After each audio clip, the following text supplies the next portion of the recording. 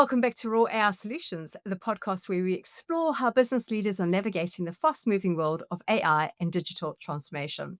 I'm your host, Denise Powell, and today we are joined by Aleksandar Jevtic, co founder and CEO, as well as Chief AI Ethics Officer of TrustVector. So, Aleksandar, lovely to have you on board.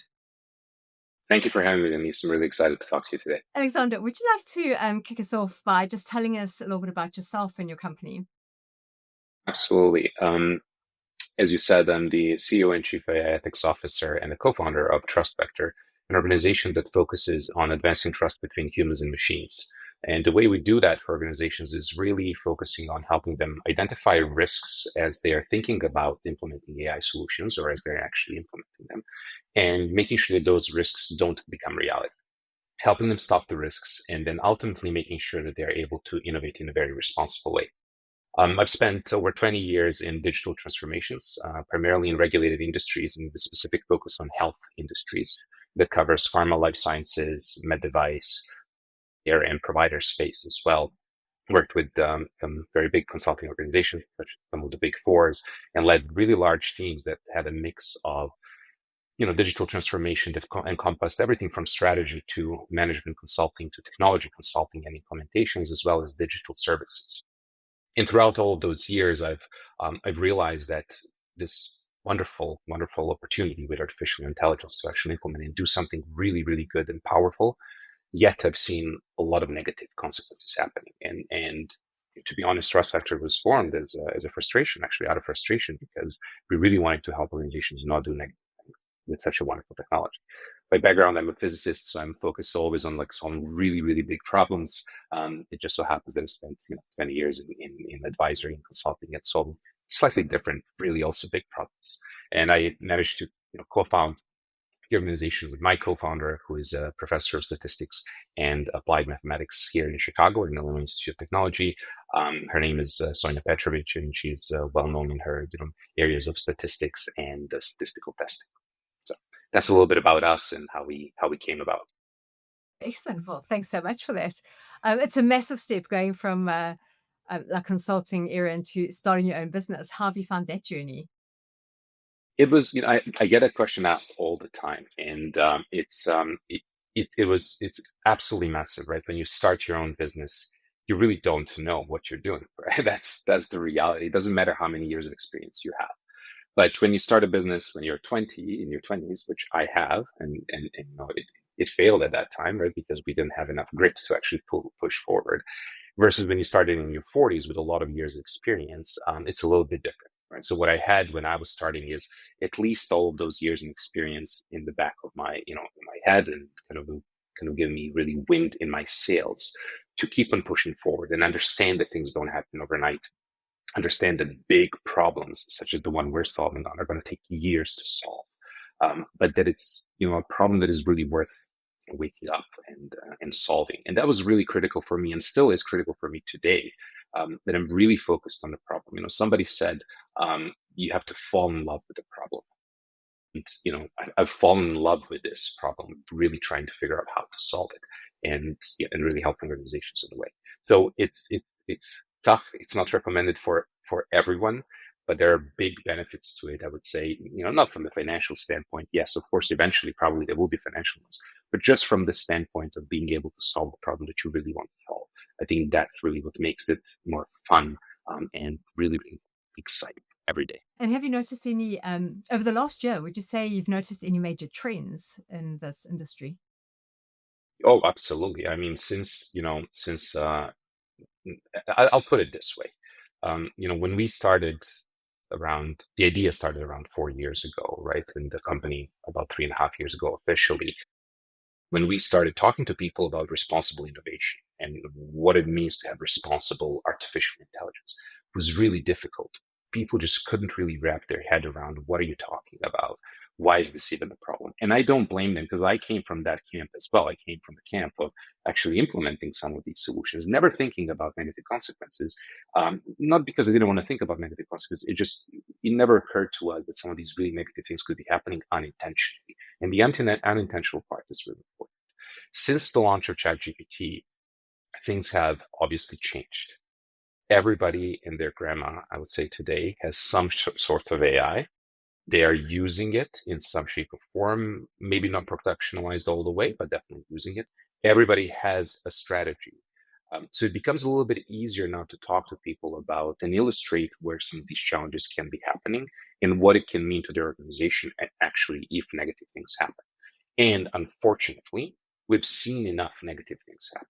Right? So that's one thing that has really changed over the last few years. Another thing that has changed quite a bit is that um, standards and regulations are always lagging behind innovation. We know that. But that has sped up a little bit in the last few years. And we've seen a lot of focus on actually making sure that different regulations across the globe are coming into place to really ensure that we're using this technology for the better of the humankind, if you will. Now, we can talk about this, more later. None of this is, in sync across the world yet. We have different regulations, but bottom line is that at least there's focus. There's been focus in the past. This didn't happen overnight. Regulations don't happen overnight, but it takes time to get to that point and really be able to tell organizations what the standards are or what the regulations need to be that they need to follow. So those are a couple of things that have changed quite a bit, and I think it's a very exciting time, to be honest. Like, even though we're focused on risk, obviously, I'm not trying to paint a bad picture or anything like that. I just want to make sure that we actually get the good result at the end, right? And it's a really exciting time, I think, for all of us. Absolutely. Well, that leads us into today's episode where we are discussing responsible AI, how leaders can drive innovation without losing trust. So, you have had a lot of experience, as you've said. So, what is your perspective on responsible AI implementation in organizations? Yeah, so I'll preface a couple of things. One thing I didn't maybe mention initially is that, besides obviously leading TrustVector, I'm a certified lead assessor by IEEE Standards Organization, which is a big global organization that produces a lot of different standards. And one of the programs that they have is called Certified Program, which is focused on actually assessing solutions and making sure that these solutions are actually transparent, accountable, privacy preserving, bias, minimizing, if you will. And in addition to that, we collaborate very closely with, here in the United States with NIST, which is National Institute for Standards and Technology, and part of their working groups to develop the standards and how we kind of need to see them over here. And that experience has really allowed me to, besides my previous work, which also included a lot of global view, it allowed me to collaborate with a lot of people across the globe. And I think one thing we see when we talk about responsible AI and my perspective on responsible AI is that this is far more than just a kind of exercise, checkbox type of exercise. And I think that's really important to be said up front. A lot of people they hear risk, they hear standards, and they're like, oh, well, I'm going to get some kind of a checklist, and I'm going to go through that checklist, and I'm going to check everything off, and will be done. And it's really not like that. Fortunately or unfortunately. So it's involved process that really requires organizations to think very carefully about the different aspects of what it means to be responsible. And encompasses, for those that came from the digital transformation, it encompasses everything: people, process, technology. And you can't forget about any of that. So that's really, I think, important piece to think about. People always ask me, well, how do we go about responsible AI? And there's a lot out there to read. There are many dimensions you can say, a system is responsible if these dimensions are satisfied. And you can cut it many different ways. There's some 8 dimensions, 5 dimensions, 6 dimensions. Bottom line is that these systems in general and organizations need to kind of follow certain practices and processes. Generally speaking, dimensions around transparency, there are dimensions on safety, security, robustness, privacy. Those are some of the key ones. Sustainability, for example, right? We're using a lot of energy across the globe really to power these solutions. Right?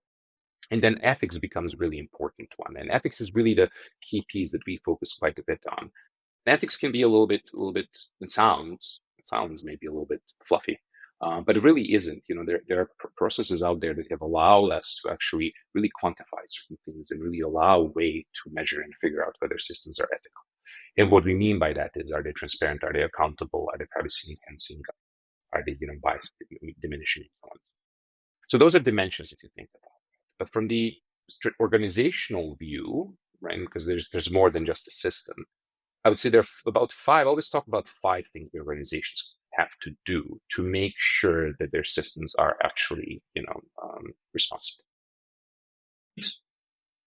To you, probably it's not going to come to a surprise, and maybe to your listeners, hopefully it's not going to come as a surprise, because a lot of these apply well across all of the other technologies we have ever used.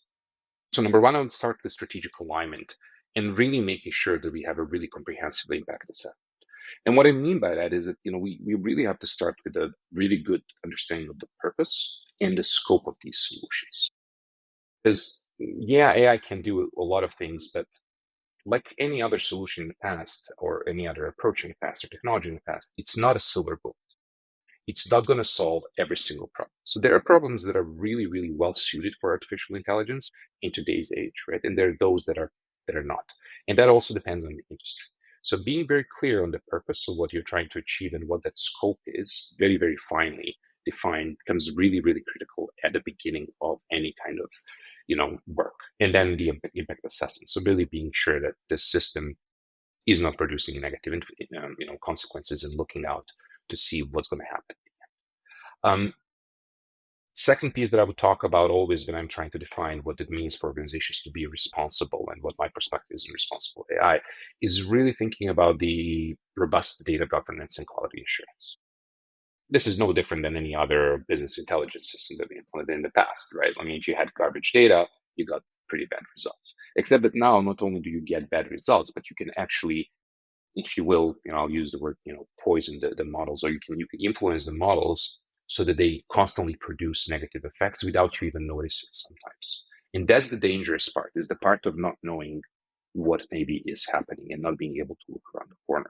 So that's where that data selection becomes really, really critical, so that to make sure that it's not flawed, to make sure that it's actually representative of the population that you're trying to model against, that you're trying to develop things on. This is difficult in certain situations. I mean, health industry alone is known for not very clean and easily, connected data sets, and they come from a variety of sources.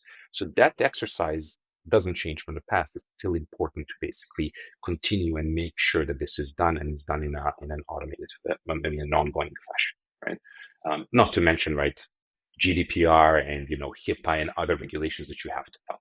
So complex but very important piece for buzz data governance. The third one that I would say is really thinking about models and testing the models beyond just the accuracy. We've heard many times, especially if you're dealing with third-party vendors and if you're buying a solution, organizations say, "Oh, well, we have the solution and it's 7% accurate, it's 80% accurate, it's 90% accurate," right? And of course, as human beings, we want things that are accurate, because to us, accurate means really good. The problem is that with artificial intelligence solutions, accurate doesn't always mean that it's actually good. It could be accurate, but it actually may be producing unintended consequences again without you actually understanding. So it's very important for organizations to kind of figure this out in their mind and understand that it's more than accuracy, that you have to really think about, what's happening in evaluation of different groups that you're putting the system again, what's happening with subgroups of those systems, a lot of different components. If you're using generative AI, vulnerabilities of generative AI, what are the potential hallucinations and all of the other aspects of generative AI that can really, really harm and negatively influence people, but also damage the reputation of the organization ultimately, right? Because that's, if we connect it to trust, it becomes really easy to lose that trust. And we know that it's really hard to build trust over time with organizations. And it's all a Yeah, question there.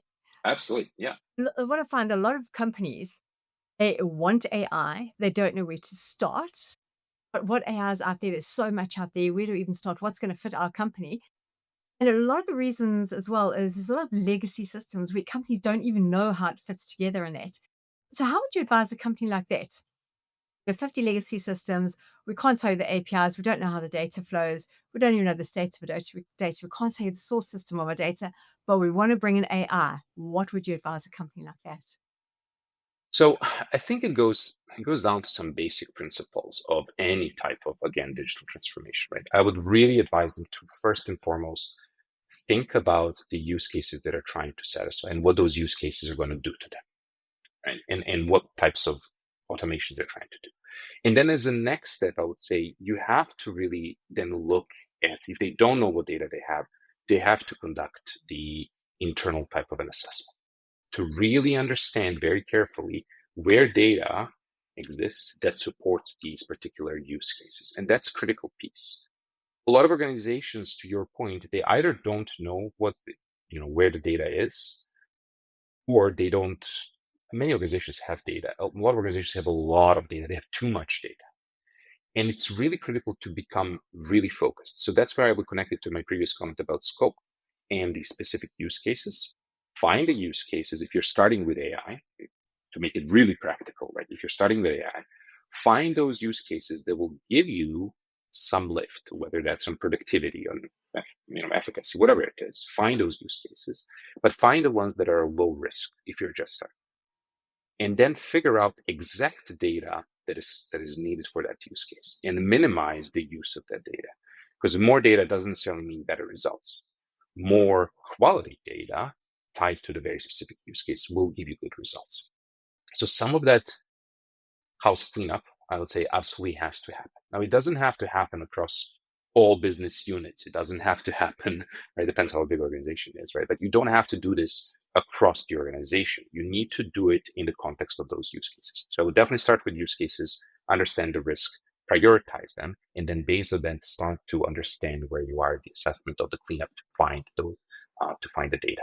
I think that's really, really important to kind of start as a starting. That's great. Um, And yeah. what about these companies that are building like they're trying to understand their data? So they're building these mammoth like data lakes and data warehouses, and which you all know has pretty much become a thing of the past with AI. So they're trying to build up all of that to understand their data before they implement AI. Would you say to them, forget about that, just go straight to the source, or how would they clean up their Um, data? I it's I so in my experience, the organizations that have gone down the you know down the rabbit hole building the data lakes. And let's remember, right, the data lakes were sold to us many years back as one of those silver bullets, right? Like everybody was going and trying to put things in data lakes, right? So I think that those that have gone down that path, it's really difficult for them to simply say, well, we're not going to do this anymore. Let's just go to the source data, right? So I would say that that's not going to be practical. What probably becomes practical is to find a way to integrate maybe new data sets if you need, in a limited fashion, but at least to the point where they can be integrated with key data elements, right? So everybody these days has some kind of master data management solution, mastering their customers, or they're mastering their doctors, or whatever it is that they're working with, right? So some of those data elements, those core elements, still have to stay. Ingestion of new data sources has to connect to it. It is questionable whether it needs to connect into a full data lake and become part of the data lake, based on other use cases and how it is going to be used. And this is where the data governance becomes really important, of how that data is going to be used and who is going to be using it. And organizations that had good data governance in the past are set up well, especially when it comes to integrations of new data sources and integration of new AI providers, to make sure that they're governing how that data is done. So I would say it's hard to go straight to just pure data sources if you have already gone down that path. If you haven't, then you're kind of building things from scratch. You probably have a little bit more leeway, but that's probably on the end of maybe smaller organizations that haven't really spent too much time trying to go down the big. Now, one caveat though to this, I would say, is that you don't necessarily have to do full integrations if you're going to first experiment and test things out. Right? So there's an element of maybe trying and experimenting to make sure that these solutions are even going to be worth your time, and they're actually going to produce something. And then you can figure out maybe how to integrate the components. But you need to have really knowledgeable teams that can advise as you continue to do that process, to advise where potential differences may occur once you integrate with data lakes. Yeah, I agree with you on that one. Um, so how can organizations balance like innovation with ethical guidelines? Because you mentioned ethics quite a few times. Yeah, there is a there's a false and dangerous perception out there, and I'll say it bluntly, because that's what we're hearing from different sources, that guidelines and regulations, and ethics, in general, are gonna impact the speed of innovation. So I strongly rejected that, and a lot of folks in the community rejected that notion. We see the looking at risks, being aware of risks, or as kind of strategic GPS, if you will, for organizations. You want to be able to look around the corner and know that something is not going to hit you. Before you cross the street, you make sure that you look, depending where you are in the world, make sure you're aware which way you need to look, so that you really know that you don't get hit by a car. Right? So this is no different. When we think about ethics and we think about guidelines and guardrail, I think it's important to really be able to see that risk. And that risk, it's not about fear. It's about being a really smart organization that it needs to use and stay in the business that you're doing for a long period of time. Because AI is not a trend. Like we have little trends within AI. Right? Today's ChatGPT, this version, next version of this, and this is a better tool. Artificial intelligence as a core now element of business is going to continue. The train has left the station a long time ago, and there's no way that this is going to stop. So with that in mind, and knowing that people have to innovate, I think it's important to think about that. Now, the balance is important, right? How do you innovate but stay within guidelines? And I heard somebody talk about this actually recently. I was presenting at the Responsible AI conference that was organized by the Institute of Design here in Chicago at the Illinois Institute of Technology. And there were a lot of designers that came in and talked about how they innovate responsibly. And every single one of them said something that was very interesting to me, which is they said, we are most creative when you give us a box that we can work with. If we know what is the box that we need to work within, then we can be innovative and we know what to do and we know how to approach this. And that's very, very helpful. So I would kind of encourage organizations to put that frame of mind, that guardrails are not bad, they're actually good, to make sure that your organization and people in your organization know how to innovate. Now, how do you do that? Well, a couple of things that have to happen is, you definitely have to have institutionalized, risk governance, the AI risk governance. And I know this sounds like a very big word, and yes, there's a a lot of work to do that, but it's an important, right? And it can start small. It doesn't have to be huge, but it can start small, and it can build to really make sure that you're looking at these risks. It's very important to understand and balance the measurement and the desire to measure the ROI versus this kind of AI, risk and the scorecard of risk. And when we think about trust, let's kind of boil it all together towards the trust. Trust is not kind of a unique metric, right? We don't have a KPI for trust, right? So I would encourage organizations to think about what we call kind of trust enabling behaviors.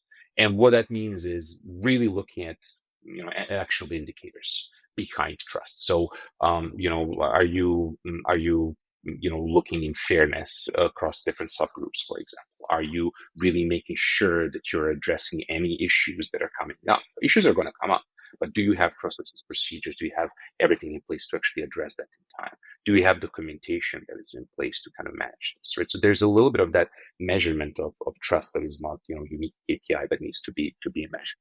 And I truly believe that those organizations that think about this balancing of, yes, we want to innovate, but we have to think about all of the guardrails we need to put in place, are gonna move faster in the future. Of course, it's going to take a little bit of time to put guardrails, but it doesn't mean that they're not going to move fast and they're going to lag behind. I think in the future, they're going to be actually the only ones that are going to stand or continue standing, I should say, while the others may kind of falter and disappear. And we're seeing that already happen. We've seen issues with organizations that have claimed to have AI, but actually it was discovered they had no AI in the background. They had a large group of people that were working in a foreign country, actually. And the investments into those organizations have actually faltered. And you think, how is this possible?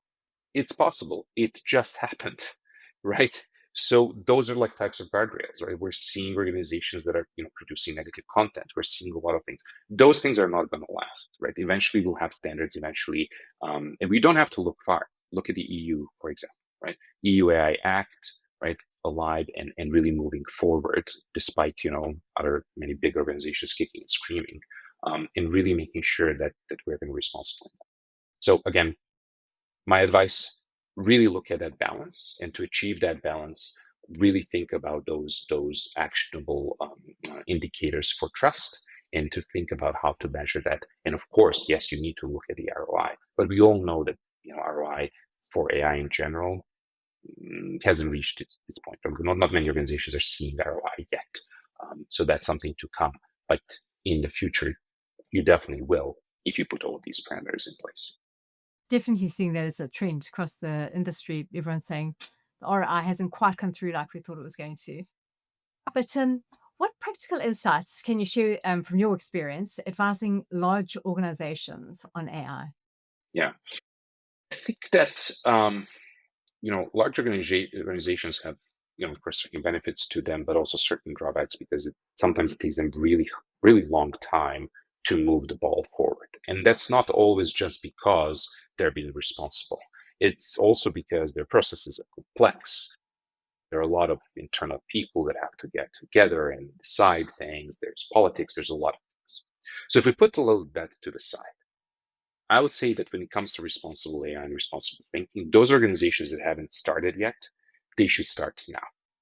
And I applaud those that have already started. So number one is start now. Don't wait, depending where you are in the globe. You don't have to wait for regulations. If you are in geographies where you already have regulations, excellent. Then figure out how to get aligned to those. If you're not, I would look for more stringent regulations, and then follow those, because over time, I believe we're going to have more or less similar regulations across the world. So start now. Don't wait for regulations. Find a way to align. There's enough out there to actually look and align and start to really think about how do we institutionalize it. I talked about data hygiene, right? That becomes really, really important, and really making sure that we don't overlook the biased data sets. I didn't talk a lot about bias in data sets, but a lot of organizations, like I said, have a lot of data. A lot of that data is biased. And it's very important to understand where the bias is coming from and whether that bias is needed, right? In certain instances, you may need to actually inject bias, like in medical situations, right? So be aware that bias is there, and think about how to actually, address it, if you will, if it's needed. Um, the testing becomes really important of these models. I think a lot of testing needs to happen with these models, and ensure that these models truly are satisfying the original scope and the desired outcomes, and then they're not producing anything that is negative. And especially in the generative AI use cases, we need to think about vulnerabilities that are coming out of those systems. We're seeing situations where these generative AI systems are able to be poisoned by certain prompts, meaning that you're able to actually inject certain prompts and get information out that you're not supposed to get, such as passwords or other pieces of information. And so that's very important.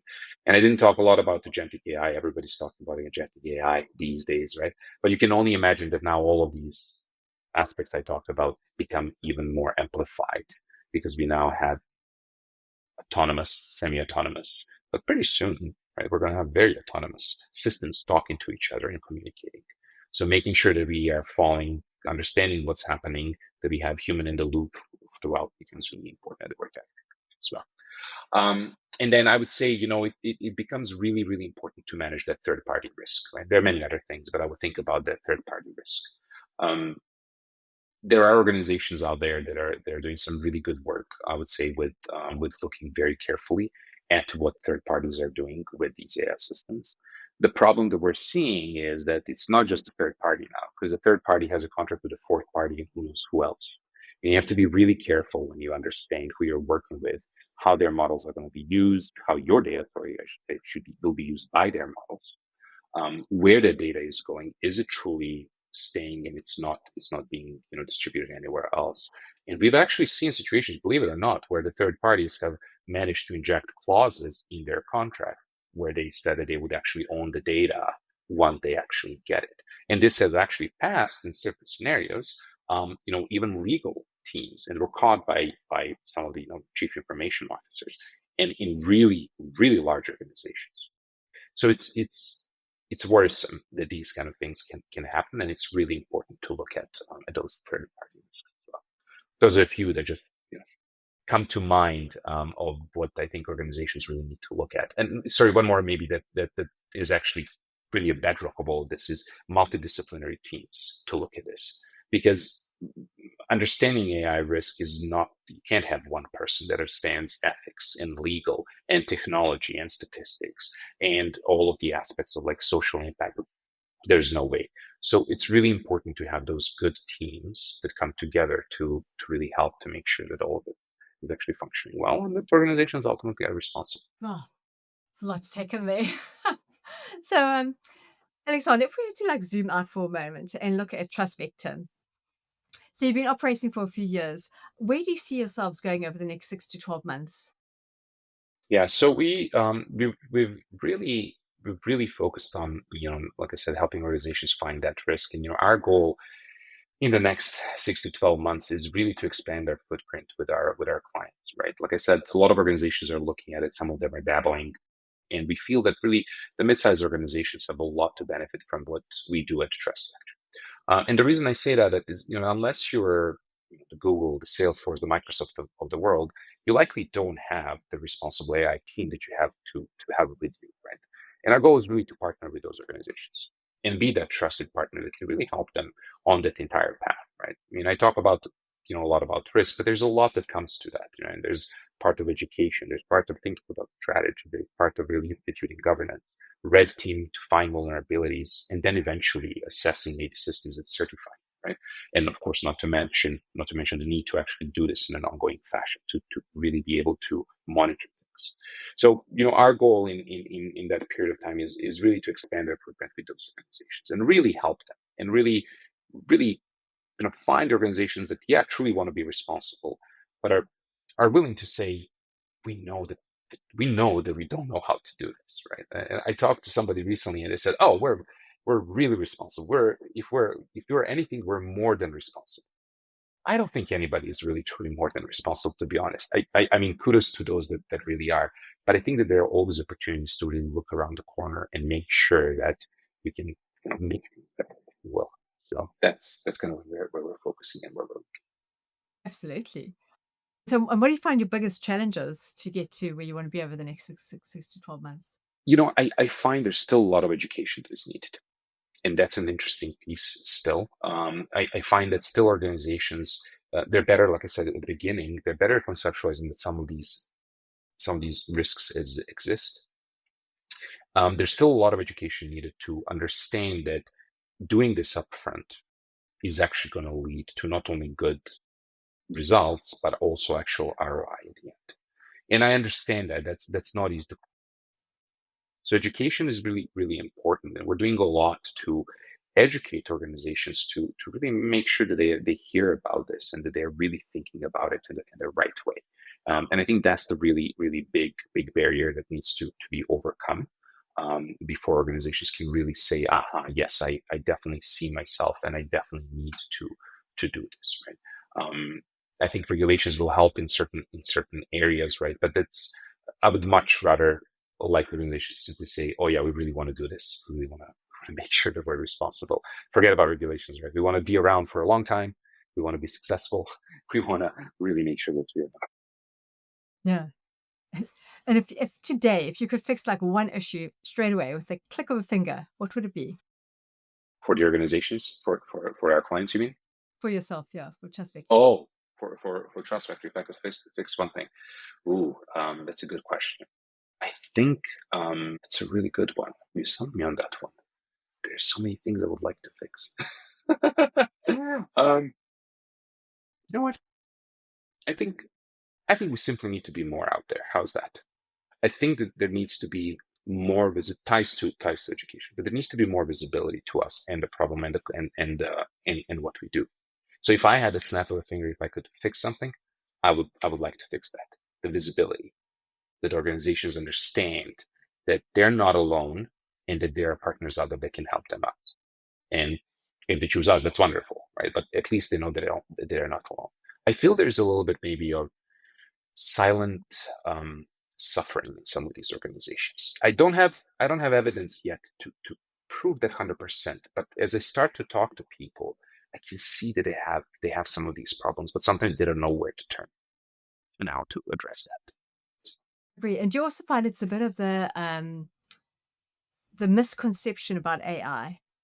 Some of them are really positive about AI, but there's a lot of negativity around AI. Do you think that could be impacting it? It could be, yeah. I think it could be impacting it, but I think that at this point, most organizations are realizing they don't have a choice if they're going to stay in the game, and that's tough, and that's why I'm saying, with especially if you don't have a choice, and most don't, figuring out where you're going to get that more benefit, I think, becomes really important. The negative aspects of it, they're not to be minimized 100%. Obviously, we're in the business of finding risk for organizations. Right? But even though we're in that business, I'm still very positive about AI as the actual technology, as long as we can figure out a way to do it properly. Right? That's the key thing. Um, and if we can figure that out, and I'm confident we will, it's just going to take time. Um, then things are going to get much better. Yeah. Yeah. Well, before we wrap up, is there one piece of advice that you'd give any CEOs or people out there that are looking at implementing AI? What's the one piece of advice you'd give them to watch out for? I've been in too many meetings where the desire for AI is driven by organization's competitor or shiny something that popped up on the news feed. What I would advise them to do is, again, no different than what I've advised in the past, I think, just in general using other technology, but here especially, is not to get stuck with shiny things, not to necessarily just look at competitors and what they're doing, but to really look deep internally and understand where you're going to potentially get best benefits from the artificial intelligence. I think that is going to make a real difference. Because if you don't do that, you'll be stuck in an experimentation loop for a very long time with solutions that are not getting productionalized, and ultimately not seeing any value. And then, of course, saying where there's no ROI to this. I've seen organizations that have been in the pilot mode. It's embarrassing to see, and these are serious organizations, serious big organizations, for a couple of years. And of systems that honestly are not that complex, really not that complex. But it's just that churn and not finding the right use case that truly can bring out the value and fighting all the internal things. So my, again, advice to them is really go deep, figure out where you're going to benefit the most, and then start to execute on that to minimize this prolonged experimentation that never goes anywhere. Because there are a lot of really good use cases that can be solved for a lot of organizations, and you can help do it. Well, and it's not that's some sound advice there. So for listeners wanting to learn more about TrustVector and more about Aleksandar, please see contact details below. But Aleksandar, it's been incredibly insightful. Thank you so much for your time and sharing your insights with us. It's been excellent. Thank you. Thank you for having me. I really appreciate it.